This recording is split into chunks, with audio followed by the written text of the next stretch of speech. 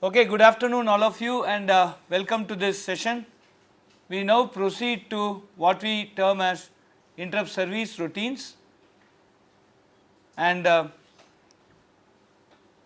so in this session we will cover interrupt service routines a little more deep dive than what I talked in the previous sessions, and then we will also give you some examples. We will run the code and show you how interrupt service routine works.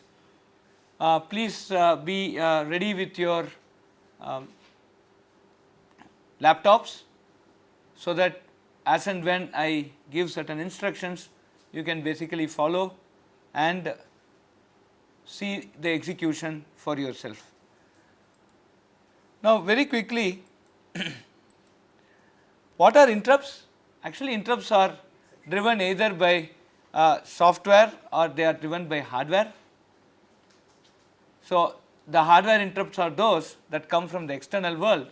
For example, a keyboard interrupt is a hardware interrupt.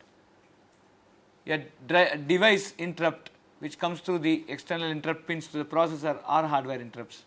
There are also software interrupts, which are basically these interrupts come into place because of certain problems with your software. So, like divide by 0. This basically creates an interrupt, right. So, there is a terminology that is followed between what is the difference between an interrupt, a trap, exception. But as I mentioned yesterday, for this course purpose we will have one exception as the word for exceptional behavior, and if that is caused by the program, then it is a trap. When it is caused external to the program, it is an interrupt. So, what happens when an interrupt comes up? The current program that is executing gets suspended and the interrupt service routine takes over, it executes, then it shall see whether it can return back the control to the program. For example, if you have a divide by 0, it will never return it back to you. If you are having a segment overflow, it gives you a seg fault and never returns back to you. But if there are some other small things for which it can return back to you, and so the interrupt service routine does the service and it decides whether it can return back to you or not, and based on that it will return or it will terminate your program. So, this is how the whole thing works. So, currently there is a process running, that what you see on the left hand side, and there is an interrupt, and if there is an interrupt, then the interrupt service routine goes to the CPU while the program goes to a suspended state. Then after the interrupt service routine finishes, the program again comes back to the running state if the need be, and the interrupt service routine again goes back to the memory. So, this is how the interaction between a program and the associated interrupt service routine which needs to be executed when an interrupt is caused when the program is executing. So, what are the importance of without interrupt nothing can happen, right. So, you cannot, for example, no external hardware device can communicate, that is the most important thing, and the external devices communicate in an asynchronous fashion, and so that is also very important. Asynchronous in the sense that the CPU has a clock. It is not necessary that my interrupt has to come exactly at the clock rising edge of the clock. It can be any time, any point of time. And for example, the scheduler cannot perform preemptive scheduling. Yesterday we are talking about round robin scheduling. So, when a process is executing and there is only one CPU, the processor actually executes on that CPU. When the processor actually executes on that CPU, how will it be pulled out after a particular time quantum? The operating system cannot pull it out. Why? Because the operating system is also a software and it needs to execute to pull it out. The operating system cannot pull it out because it is not executing. So, who will pull it out? There will be a timer that is set by the operating system before giving control to the process, and that timer will give an interrupt and pull this process out. So, this is very important. So, that also is caused because of an interrupt. And software may not be able to perform any privileged operations, right. because if I am a user level privilege level 3 operation and I want to do something, for example, I want to print on the screen or I want to go and access the disk, all those things have happens through a much more privileged code. For example, a device driver, which is much more which has a higher privilege than the normal application code. And how will I switch on to a device driver? It is happening because of an interrupt. If I don't have the method of interrupt, I cannot basically go and switch to a higher privileged code.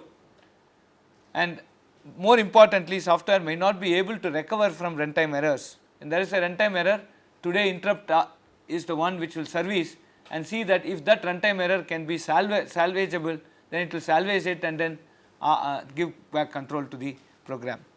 And operating system may not be able to perform demand paging. Today, when we use virtual memory, when I go and try to access a address, the page corresponding to that address is not there, then in the memory, then immediately an interrupt is raised. Similarly, all your privilege checking from a security point of view, everything depends upon the interrupt. And if you don't have these operations, if you don't have interrupts, many of these cannot be achieved. Actually, a system cannot be built without interrupts. So, interrupt is a very, very important thing that we need to keep in mind.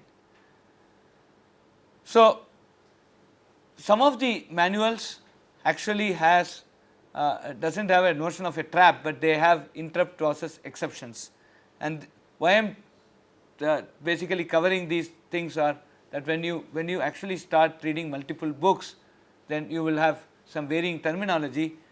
First and foremost, you should understand that variance exists, and this is one variation. So, this is from the Intel manual. Interrupts are asynchronous events intended to shift the focus of the CPU towards a different process. It can occur before the start, during the execution, or after the execution of an instruction. So, I as a processor, I am executing an instruction. An interrupt can happen before I start executing it, while I am executing it, and after I execute it, right. And then what happens? There is a shift of focus from the current process, and it will go to the interrupt service routine.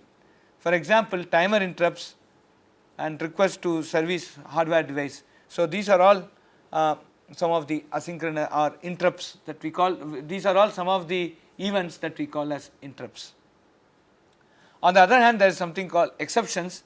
Exceptions occur when the processor detects an error when executing a particular instruction, right. So, whatever is happening inside the processor, there was some error that happens while executing the instruction, then an exception is caused. So, anything that comes external to the processor, we call it as interrupt. Anything that happens internal to the processor, we call it as an exception.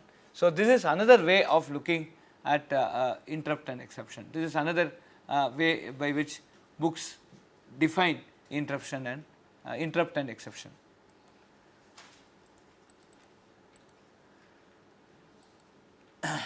So, there are different types of interrupts. Some interrupts can be hardware generated, some interrupts can be software generated, right. So, interrupts are not because of some instruction executing wrongly. If an instruction is executing wrongly, then it is called an exception. Now, what is a hardware generated interrupt? Interrupt from printer, keyboard, mouse, etc. And these all come through in the Intel architecture. There is something called LAPIC, which is actually a programmable interrupt controller. And this programmable interrupt controller will be responsible for bringing the interrupt from the device onto the processor.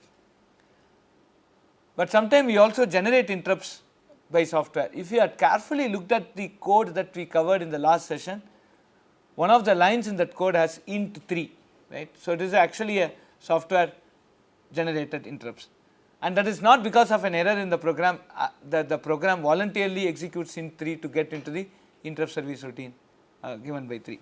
So, for example, int 64, which can invoke a custom ISR interrupt service routine written by the user. So, I can have, as I told you, we could have our own customized interrupt service routine for each of these interrupts, and we can handle it in the way we want it to be done. Okay. Now, there are 3 types of events that could happen, and that specifically exceptions. That is, when I am executing an instruction, there are 3 ways by which an error could happen. One is a recoverable error, recoverable event. That is, I do something wrong, but I can recover, and the interrupt service routine will help you recover that, and this is actually called a fault. For example, page fault. I try to access a page, it is not actually available. Then what do? I go and get that page into the memory and then execute the same instruction again. So, page fault is something that is recoverable. A trap is actually a recoverable exception whose ISR takes corrective action. The instruction that caused the trap is ignored and the program execution continues from the next instruction. In a page fault, I am trying to access some data, it is not available. So, the page is loaded and again I restart the same instruction. In a trap, I restart from the next instruction. I ignore this instruction that caused a trap. Right? Then abort is something happens when there is an irrecoverable error.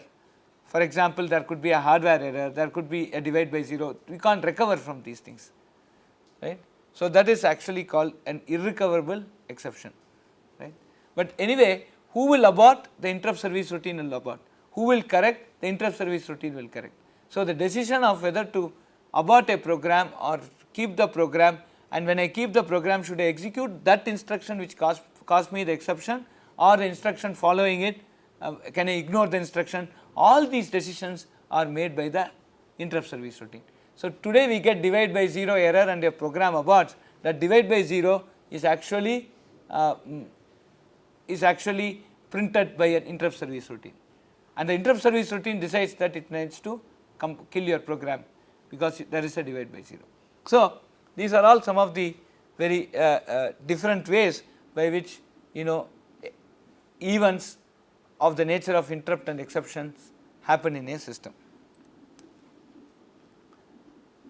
So, the security implications of interrupts are very, very important. So, whenever you talk about secure operating system or whatever, how does the operating system handle interrupt? So, this is some question that we need to answer very emphatically. For example, I could get a denial of service attacks by repeatedly issuing interrupts, because interrupt actually switches. So, you are working, it is an asynchronous event, I could give an interrupt, again it can go. So, the processor CPU will be made to keep serving interrupts rather than serving the normal CPU processes.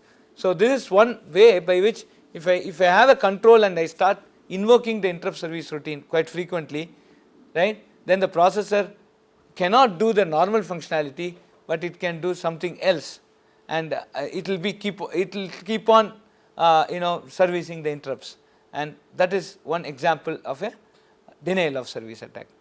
Similarly, the ISR is an attractive module to attack, because once I am sitting inside an ISR, I normally run with very high privilege, right. So by attacking the ISR and penetrating into it, I get the privilege level of the ISR, which essentially becomes extremely important for me to compromise execution, right, to get into the system in a highly privileged mode, because most of the ISR works at privilege level 0.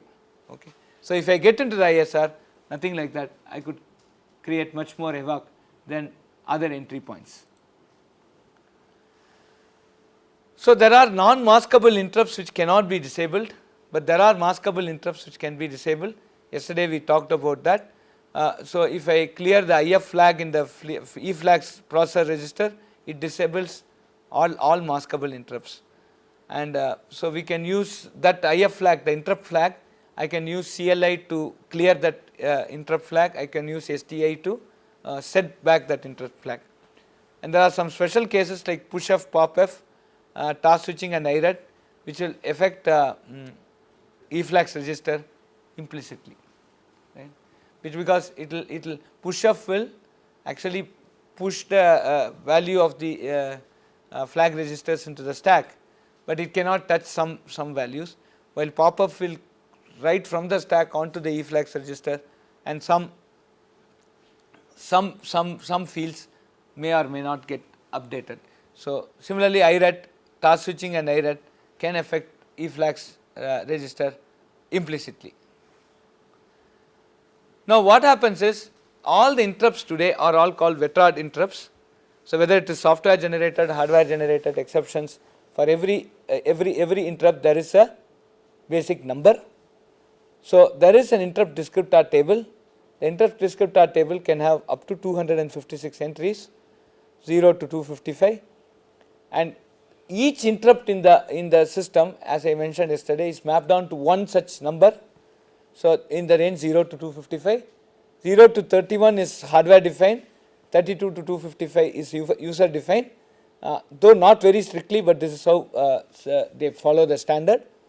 And when I generate an interrupt 0 or interrupt 1 or interrupt 2, please note on your right hand side you have the figure. You go to that corresponding gate for interrupt, and that gate will give you the base address of the code of the interrupt service routine, and so you can, and it also gives you the offset into that code. So, you can go there and start executing the interrupt service routine, right. So, what will the interrupt gate have? We are going to see down.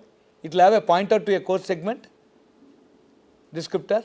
It will have a pointer to a code segment descriptor, because that is the code, that is the descriptor which points to the segment of the memory which has the interrupt service routine, and it can also have offset into that. So, I can go and start executing. So, there are three types of, so in a GDT, we saw the GDT this morning, there were different types of descriptors there. In the IDT, there can be three types of descriptors. One is a task gate descriptor, which is defined like this, which we saw yesterday, right. What was the task gate descriptor trying to do? It does a task switching completely, right. And we also told some classes of interrupts which will require task switching, right. The other two types of descriptor are the interrupt and trap gate descriptor. The interrupt and trap gate descriptors will allow that interrupt service routine to work like a function call. Yesterday I told you, right, an interrupt service routine can be, in the previous session it was mentioned that the interrupt service routine can be like a function call, it can also be a complete task switch. If I use a task gate, this also I had mentioned in the previous session, if I use a task gate, then you will do a complete process switch. If you use an interrupt or a trap gate, then you use then you treat it like a function call. So, the interrupt and trap gate looks like this. Interrupt gate, again there is a segment selector which points to which code segment is going to execute me, and then there is an offset which basically says from in that code segment, from which offset should I, from the base of that code segment, which offset should I start executing. Similarly for the trap gate.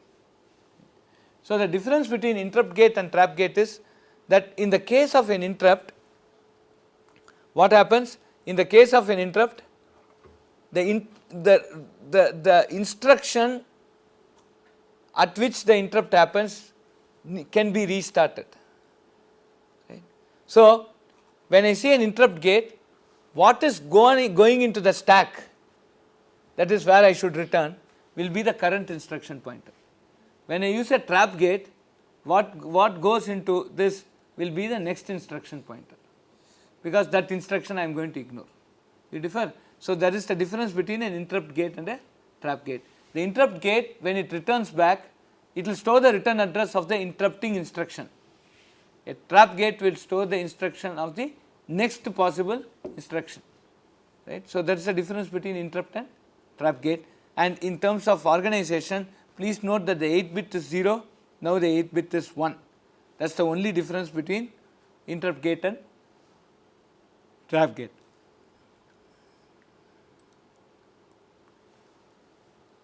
So, what happens when an interrupt comes? There is an interrupt vector, this goes to the IDT, there is an interrupt or trap gate there. If it is an interrupt gate, that interrupt gate has what? It has a segment selector, right. So, that segment selector actually segment selector actually points to a segment descriptor. That segment descriptor gives a base address to which I will all the offset, and that is where the interrupt procedure will be stored and you start executing on it. Okay. This is how normal interrupt works. But in case I need to do a complete task switch for double fault etc. that I explained yesterday, what will happen? The same thing. So, there is an interrupt vector, it sees a task gate, that task gate will point to a TSS descriptor, the TSS descriptor will point to a TSS and you start executing. Okay. So, this is a complete task switch that is happening here.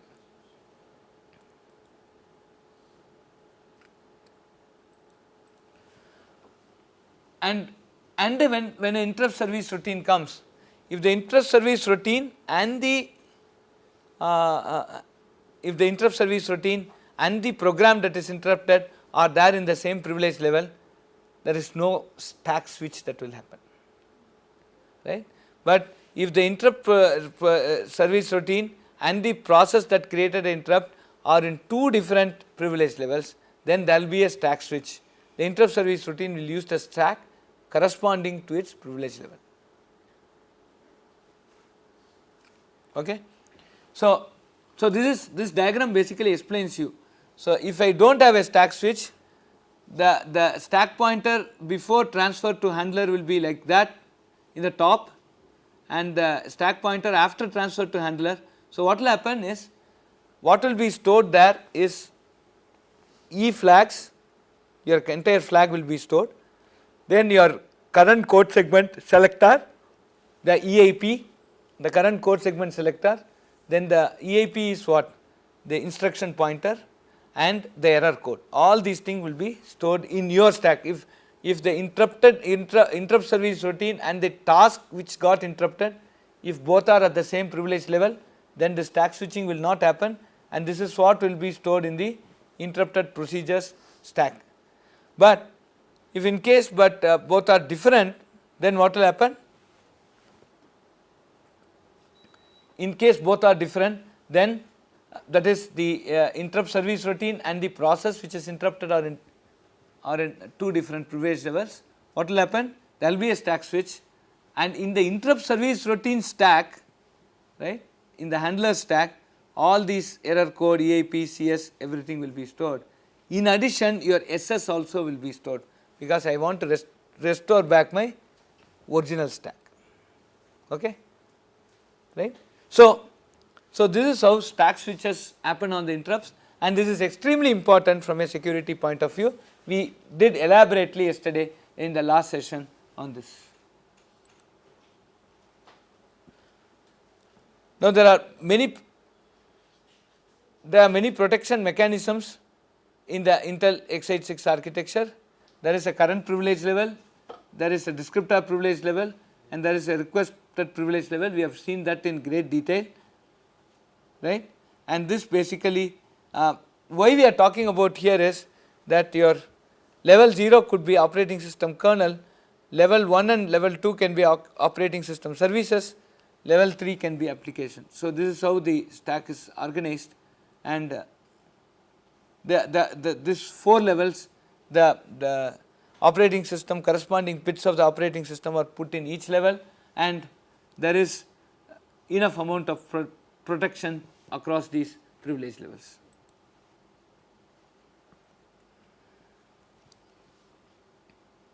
So, what happens is that when I do a control transfer, jump call, return, sys enter, sys exit, int I, IRET, interrupts and exceptions, all these things are control transfer from one program to another program.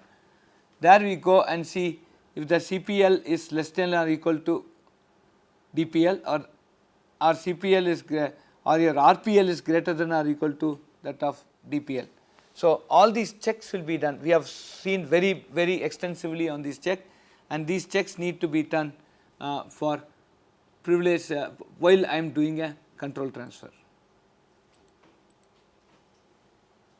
So what are the types of control transfer? We just saw jump 0x8 colon something, right, 58 or something. There I just directly give the segment, code segment. So I give the target segment selector and I jump. That is the first time of control transfer.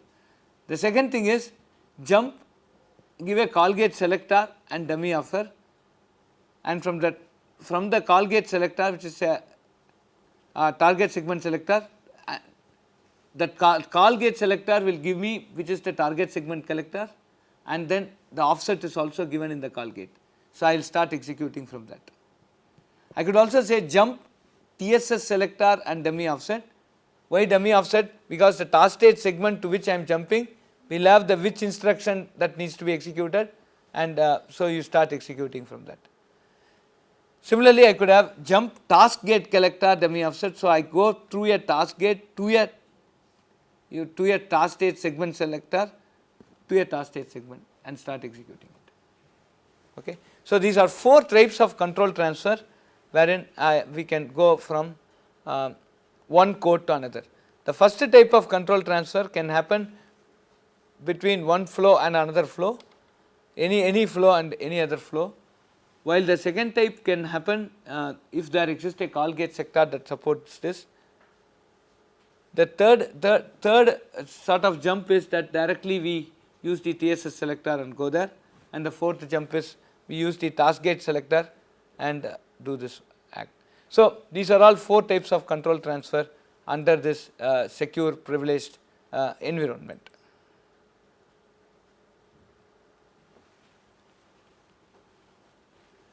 Now note that we also introduced the notion of RPL. Please note that interrupts do not have RPL. So RPLs are removed, while the CPL checks that we are ignored only for hardware generated interrupts. So for all the software interrupts, we still do a current privilege level check, because if I do not do a current privilege level check, this has a very big security implication. Any Tom, Dick and Harry can create lot of interrupts and thereby give you denial of service. So in your definition of security, the confidentiality, integrity and availability, the availability will take a big task if you do not go and do a check on who can execute an interrupt service routine, right. So beyond the 32, there is a check that you can execute the interrupt service routine only if your CPL is less than your descriptor privilege level. So the interrupt service routine will have a corresponding descriptor that will have a privilege level. The fellow who is calling that should have at least that privilege level, if not numerically low, and that is the reason why this thing has become extremely complex. Okay. Now let us see here, when I do a software generated interrupt, right, always if there is a source code, if the interrupt gate, if the interrupt descriptor in the IDT has a privilege, is a descriptor privilege level much lesser than mine, then there is no way by which the interrupt could be served, right. So I need to have lesser means numerically higher privilege.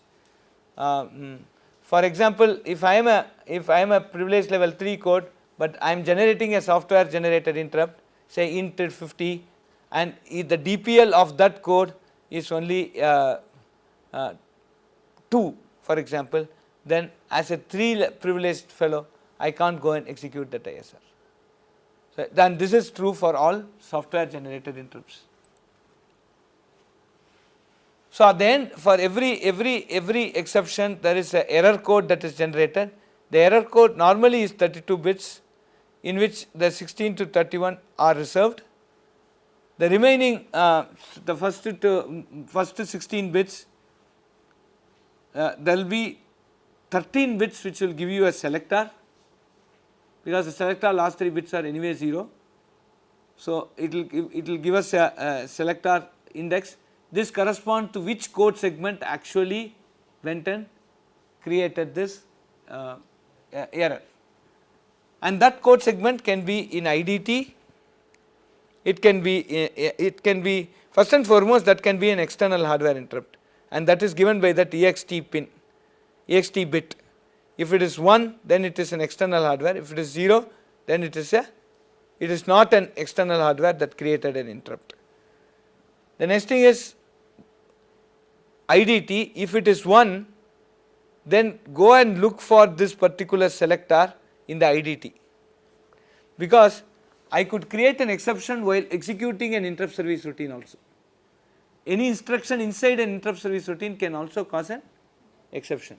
So, in that case I have to go and find out if it is there in the IDT, and if your TI bit is 0, right, sorry, your IDT bit is 0, then only your TI bit becomes valid. If your IDT bit is 1, you know that it is caused because of an interrupt. So, there is nothing more I need, but if your IDT bit is 0, then if your TI bit is 1, then look for that code which caused the interrupt in the LDT, or look, if it is 0, look for the code that causes this interrupt in the GDT. So, your exception handler, the error code of the exception handler gives very good infrastructure for doing for understanding the error and going and locating which particular code actually caused the